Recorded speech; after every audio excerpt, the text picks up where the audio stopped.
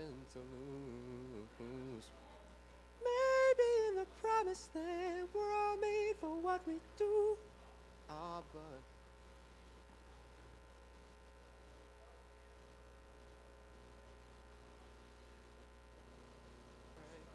heaven is like rain on a tin roof, washing away.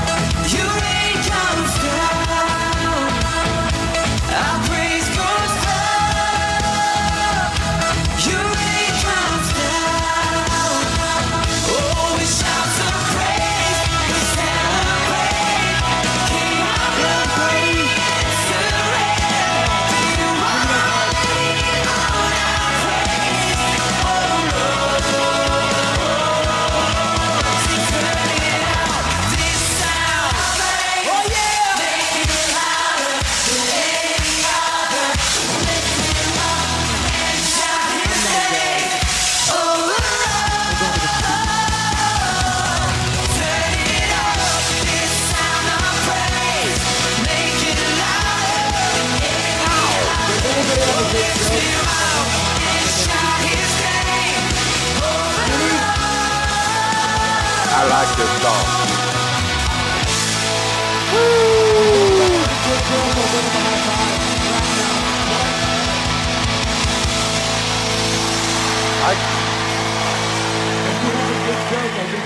Okay, guys, I have a question. Why can't you hear a pterodactyl going to the bathroom?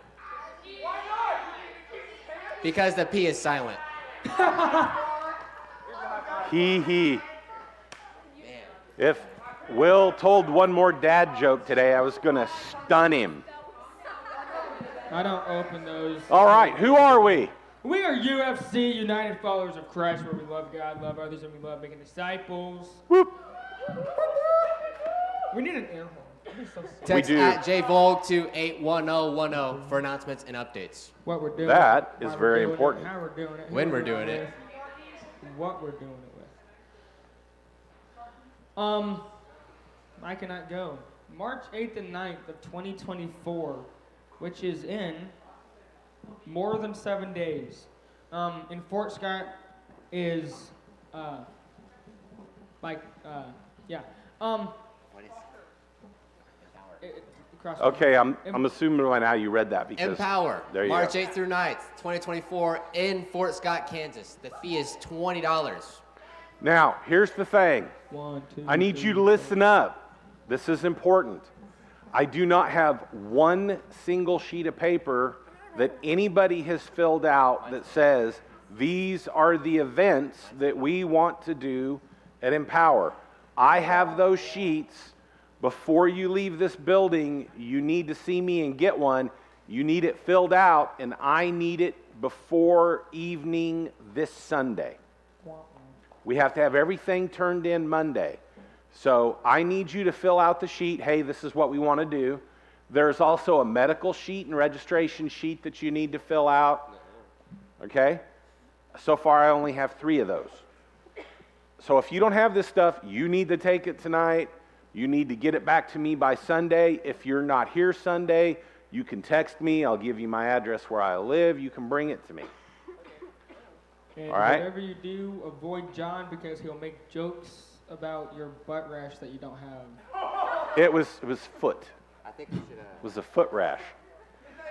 For those of you who don't know, Mason was trying to pick up some chicks. And You're a good friend. Her name he is was Kayla actually Weaver. making progress, She's a I redhead, think. And she And I was walked up beautiful. and I said, "Hey Mason, your mom called. She Yes. knows you forgot that foot cream for the rash you have. She's going to drive some more over." And I turned around and walked off. And all these girls are like, "Ah." And now I got him on Snap. And the next slide is, drumroll please, no church, March 13th, because spring break. And if you're cool, you're going to the beach. If you're not cool, you're going to Empower. And tonight, Mackenzie is having some really bad stomach cramps and stuff like that with her pregnancy right now. So if you'd remember her while you're praying, I'd appreciate that, bunches. We think everything's okay, but she's in a lot of pain right now, and that's why she's not here tonight. She can barely make it through work. So I believe that brings us to let's stand and worship. Let's stand and worship. Smile and have a great day. Smile and have a great evening. Let's get going, John. Let's go. Yep, up there. Whoop. Forgot about that. Which one's first? Take. Okay, I'll give it a good try.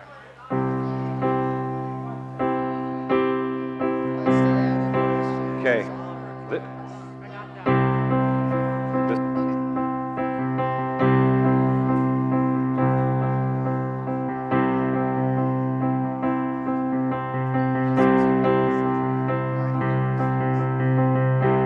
Sorry, we're just getting the words. There we go. Searching the world, the lost will be found. In freedom we live, as one we cry out. You carried the cross, we died and rose again. My God, I'll only ever give my all. You sent your Son from heaven to earth. You delivered us all, it's eternally heard. I searched for truth, and all I found was you. My God, I'll only ever give my all. Jesus, we're living for your name. We'll never be ashamed of you.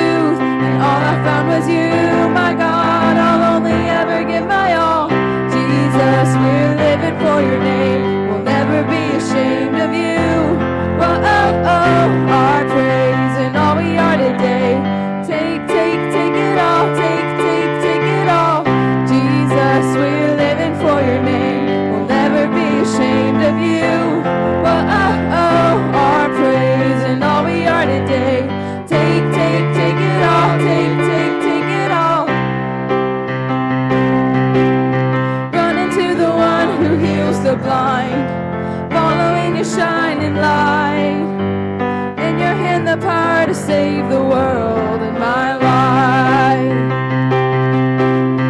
Running to the one who heals the blind, following the shining light.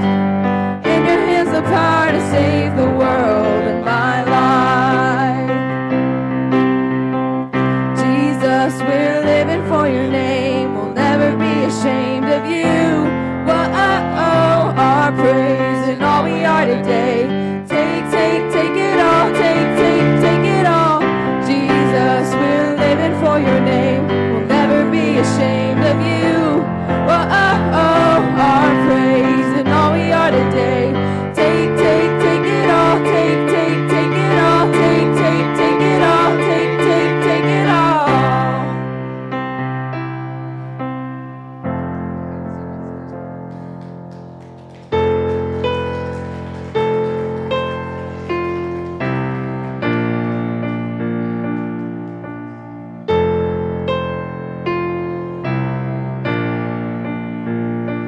We're creation suddenly articulate, with 1,000 tongues to lift one cry. Then from north to south and east to west, we'd hear Christ be magnified.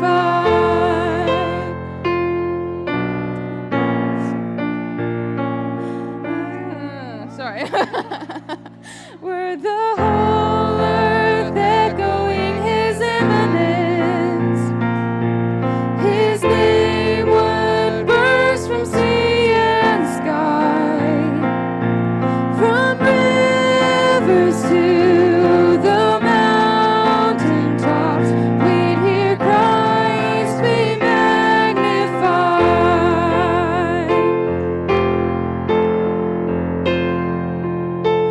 Oh, Christ be magnified.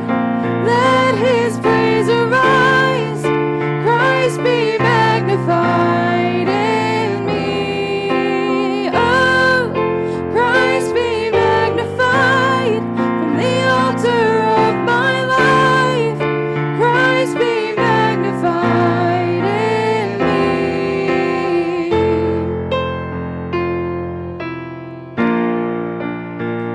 When every creature finds its inmost melody, and every human heart its native cry, oh, then in one enraptured hymn of praise, we'd hear Christ be magnified.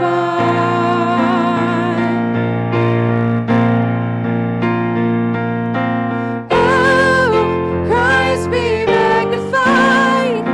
Let his praise arise. Christ be magnified in me. Oh, Christ be magnified from the altar of my life.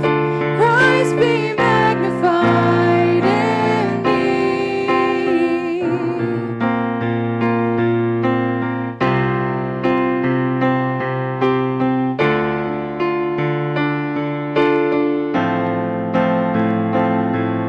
I won't bow to idols. I'll stand strong and worship you.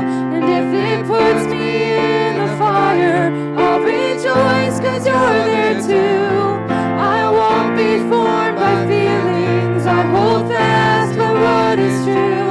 If the cross brings transformation, I'll be crucified with you. 'Cause death is just the doorway into resurrection life. If I join you in your sufferings, then I'll join you when you rise. And when you return in glory with all the angels and the saints, my heart will still be singing, my song will be the same. Oh, Christ be magnified.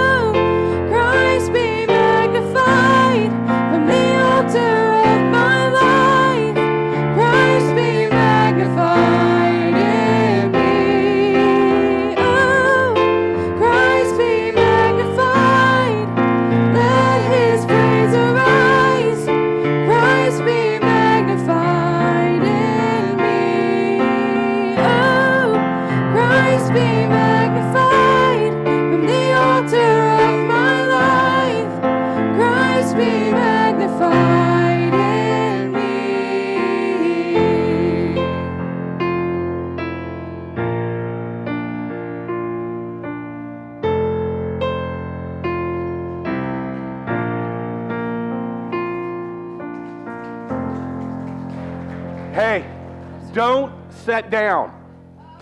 What I want you to do is everybody come to the middle, right about here. And I want you to turn that way because Christy's watching us. I heart Christy. Ready? On the count of 3, everybody, I heart Christy. 1, 2, 3. We heart you, Christy!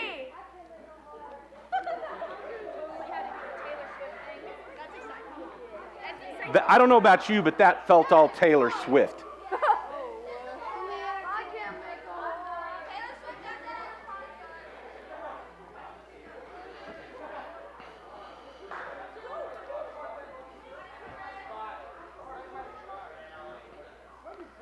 Good evening.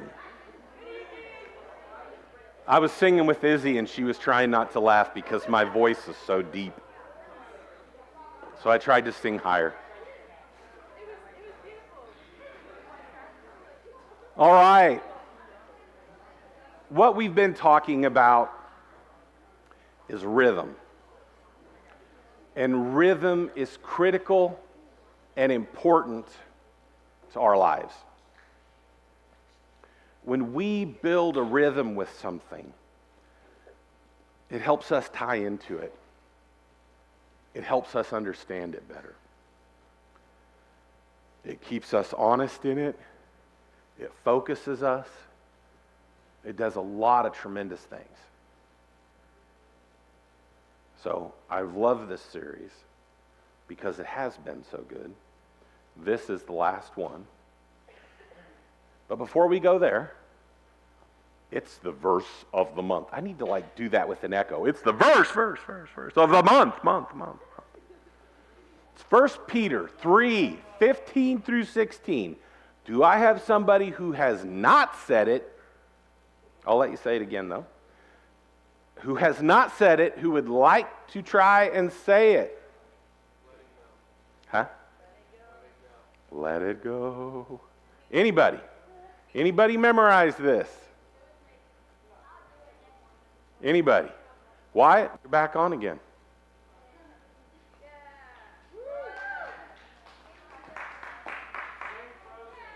No. Are you ready? Okay, say it loud.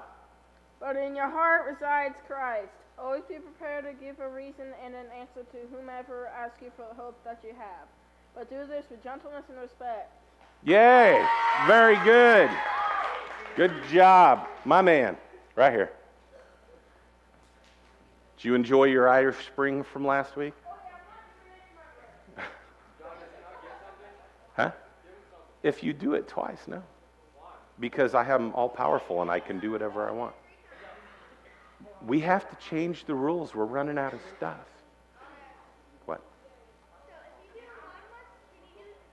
Yes, absolutely. Wyatt, hit me up before we go. I'll give you something.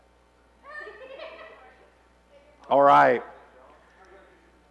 The rhythm that we're going to create, to talk about, to get into tonight, is to share your story. Some of you in this group have experienced some pretty rough things. You've experienced rough things in your family. You've had people that have been a huge part of your life pass away and it's affected you. You have had people around you at school treat you in a way that nobody should be treated. You have gone through things, multiple things. And you have a story that revolves around these points in your life where God helped you to walk through it. And when you see somebody else in it, when you see somebody else making garbage decisions, when you see somebody else being somebody you know they're not, and you've lived that life, you have the ability to speak into what's going on with their life. Your stories are important. We all have them. Even if you don't think you have one, you have one. We all have a story. We all have something that is valuable to share with those around us. No, it wasn't me. The problem is that we're not very likely to just be walking down a hallway at school randomly and go, hey, I noticed you're having a bad day. Let's have a deep spiritual conversation. You might. But it's not real common for us to just jump into that. One of the most impactful things that this group's ever done was to take a sticky note and put it in people's locker with just, I'm praying for you, have a great day. I know a girl that's graduated and in college now, almost getting ready to graduate college. She still has that sheet of paper that somebody put in her locker.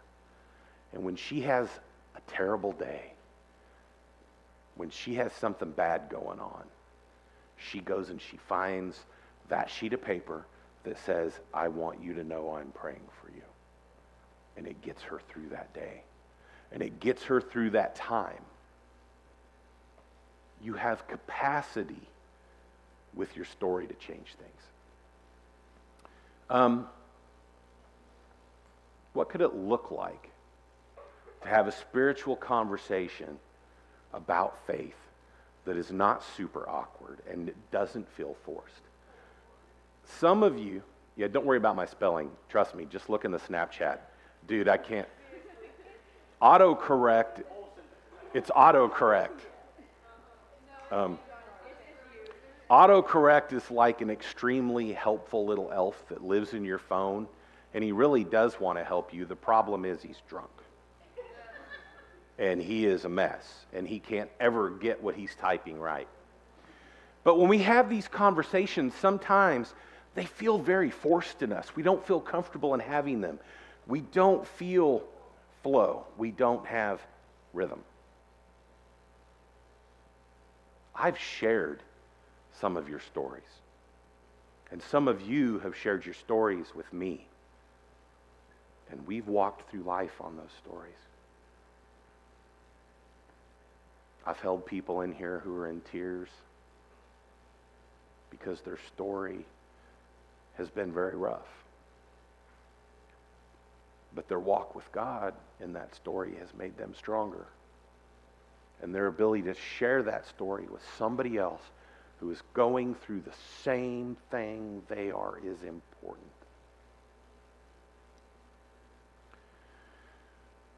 Acts 8:26 through 40. Now an angel of the Lord said to Philip, go south to the road, the desert road, that goes down from Jerusalem to Gaza. So he started out, and on his way he met an Ethiopian eunuch, an important official in charge of all the treasury of Kandake, which means Queen of the Ethiopians. This man had gone to Jerusalem to worship. And they don't just put anybody in charge of a whole treasury back then. You had to be trustworthy. You had to be elevated. You had to be important.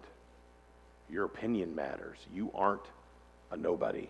You are somebody within that structure. And on his way home, as he was sitting in his chariot reading the book of Isaiah the prophet, the Spirit told Philip, go to that chariot and stay near it. Philip ran up to the chariot and heard the man reading Isaiah the prophet, and he said, do you understand what you're reading? And he said, how can I? Unless someone explains it to me. So he invited Philip to come up and sit with him. That is not a common occurrence in this time frame. That doesn't happen. That'd be like the president going, you want to get in my car? It's the equivalent. This is the passage of Scripture the eunuch was reading. He was led like a sheep to the slaughter, as a lamb before its shearer is silent. So he did not open his mouth. In his humiliation, he was deprived of justice. Who can speak of his descendants? For his life was taken from the earth. The eunuch asked Philip, tell me please, who is this prophet talking about? Himself or someone else?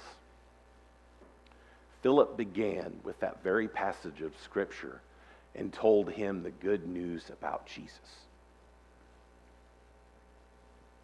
As they traveled along the road, they came to some water, and the eunuch said, "Look, here is water. What can stand in the way of my being baptized?"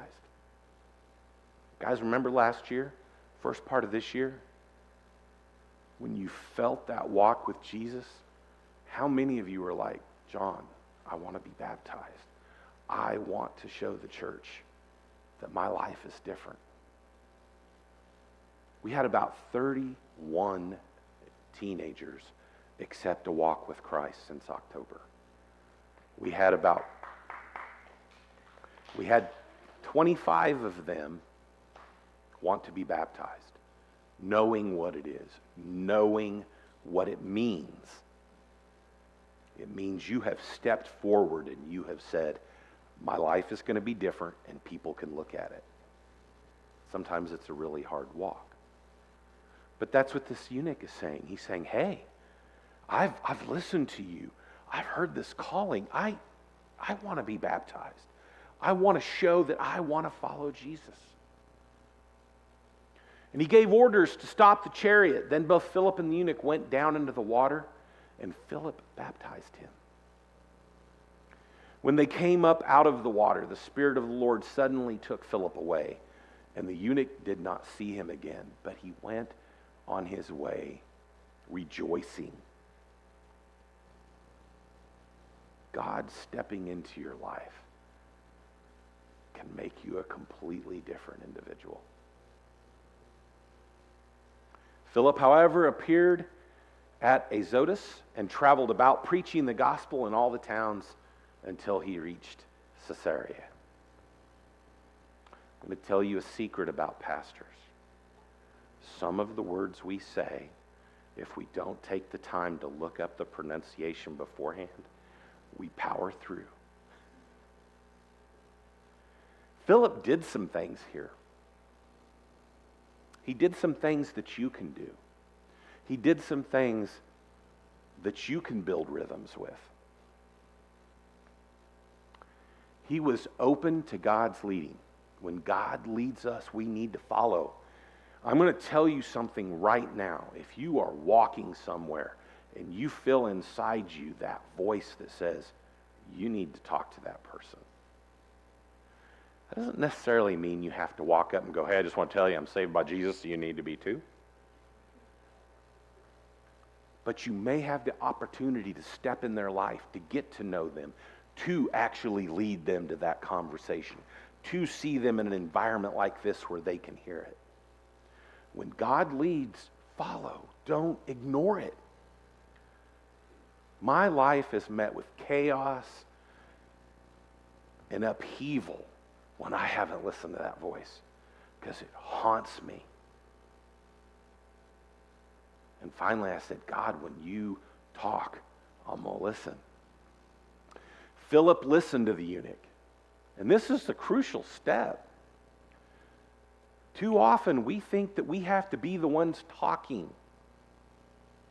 We have to be the first person to start talking about our faith story. You know what? Your faith story is important to you. Your walk is important to you. Your desire to share it is important to you.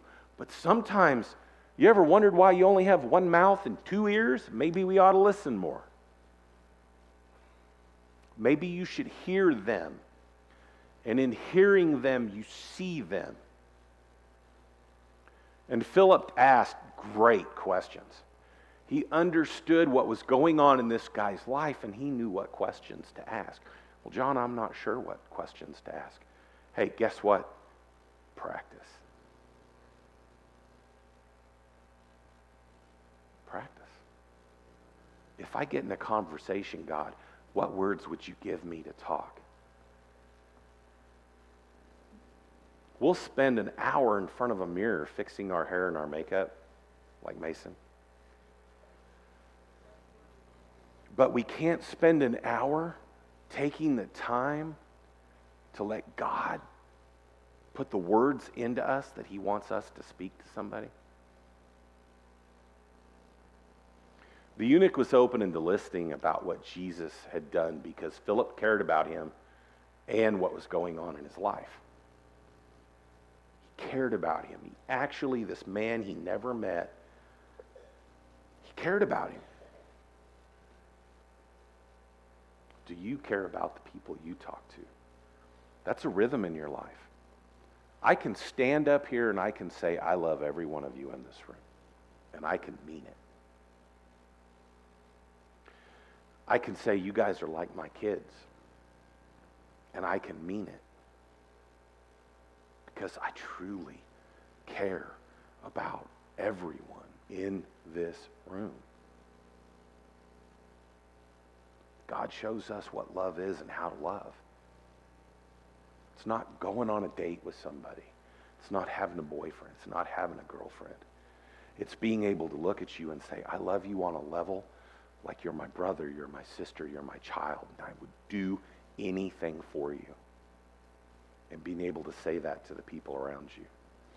There is a rhythm to sharing your story. It can help us overcome our fear, because that's what holds us up more than anything. We were getting ready to eat today, and I looked over at Adam and I said, Adam, pray. And Adam goes,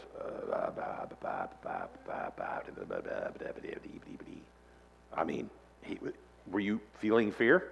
Yes. Did you overcome it? Yes. Listening and asking questions shows others we see them and they are valued. Have you ever been trying to talk to somebody? I get distracted really easily. I do. It's like ADHD. I can be talking to Foster, and if somebody else comes up and they're like, hey, John, I'm like, boom, yeah. It doesn't matter that we were in the middle of a conversation. I'll shift my focus. That can make somebody feel like I don't see them, like they aren't valued and they don't matter. I know that's an issue for me, so I work on it. You must see the people you want to share your story with. You must value them.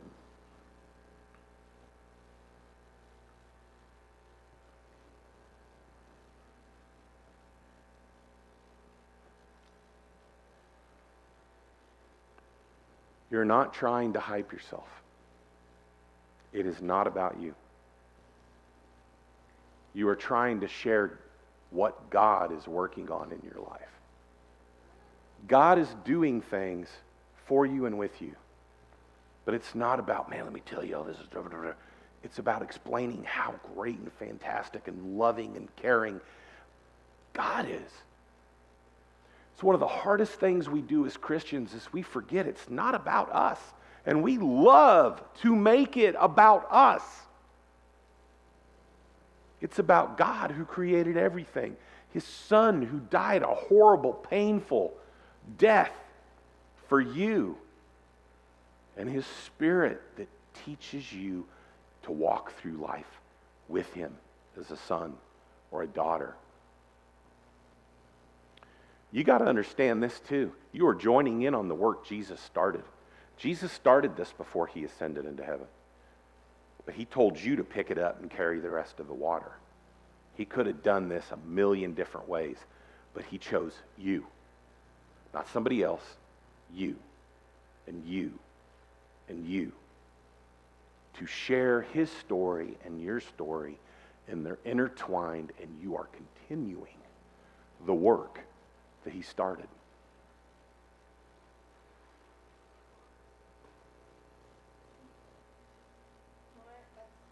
Okay. Boom, hey. That normally I transition just a little differently, and I see that a little differently. As we hit our prayer time, remember, before you leave this church, if you are going to empower, you need to make sure that you have documentation from me. Get it filled out, and I have to have it by Sunday afternoon. Please remember Kinsey. She is in a terrible amount of pain right now.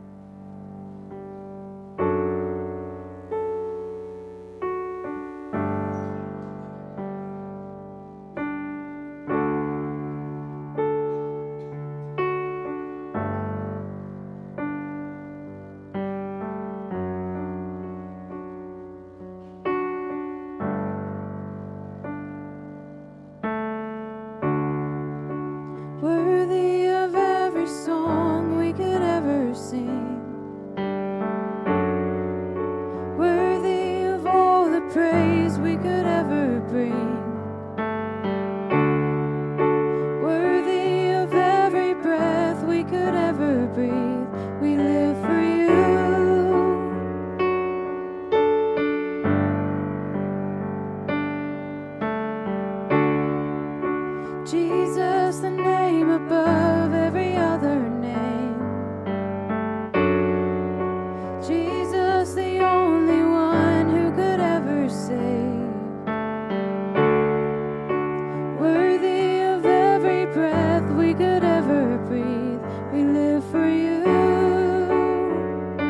We live for you. Holy, there is no one like you. There is none beside you. Open up my eyes in wonder and show me who you are, and fill me with your heart and lead me in your love to those around me.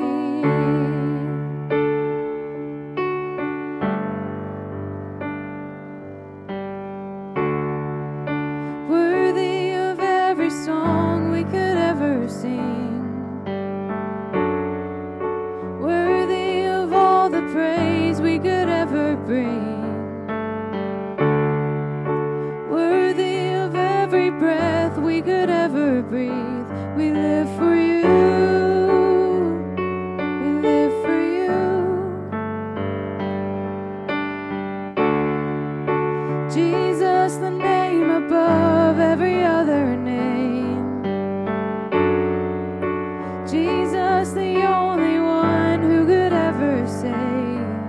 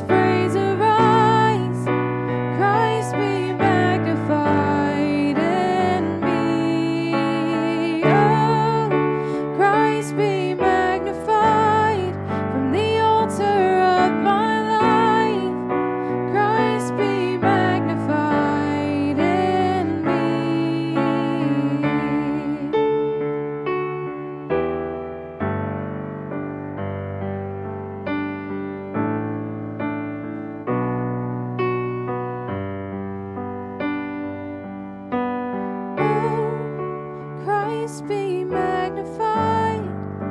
Let his praise arise. Christ be magnified in me. Oh, Christ be magnified from the altar of my life. Christ be magnified in me.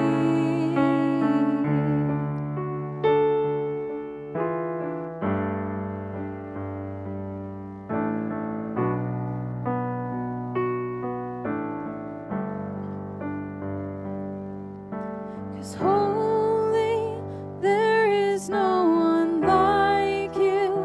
There is none beside you.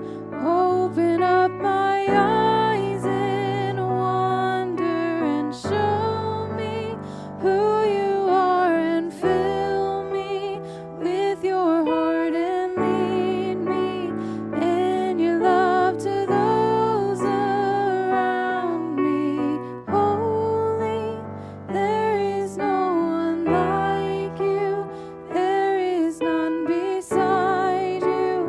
Open up my eyes in wonder and show me who you are, and fill me with your heart and lead me in your love to those around me. These are your stories to share.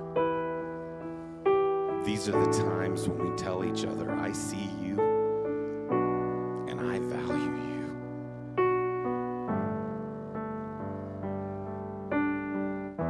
You guys are a precious treasure to God. When he sees you come together and he sees you see each other and value each other in his name.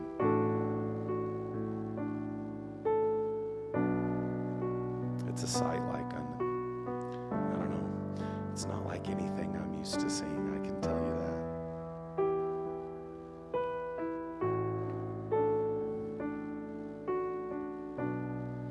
The people around you, they love you, they care about you.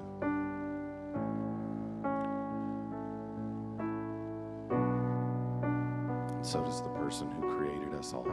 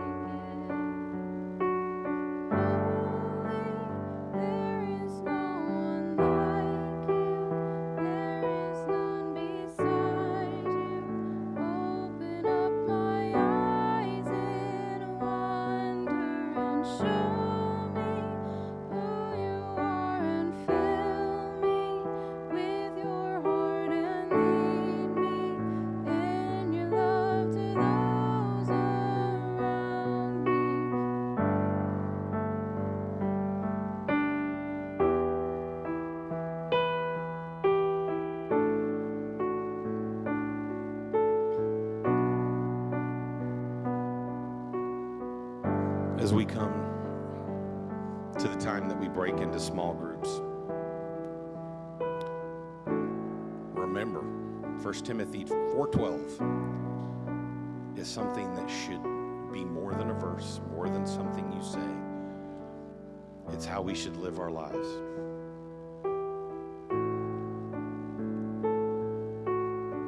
We should be able to set examples for believers and non-believers. You guys are a great example. Will, I'm going to ask you to bring that verse up for me, because if not, I'll say it wrong. But 1 Timothy 4:12.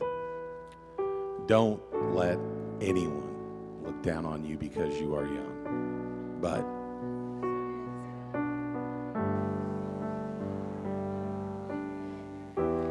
smile and have a great evening.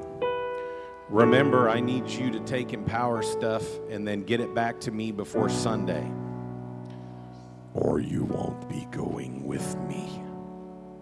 I will make you stay with Alexis in the trailer.